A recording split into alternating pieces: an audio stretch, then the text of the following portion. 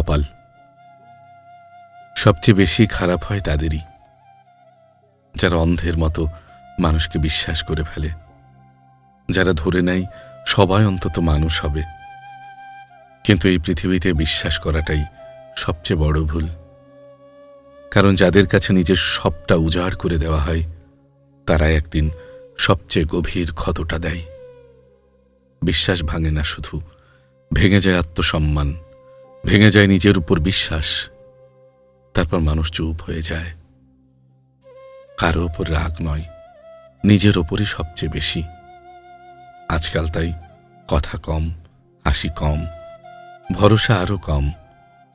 কপাল খারাপ নয় আসলে, মনটা বেশি সৎ ছিল বলেই এই ভোগান্তি।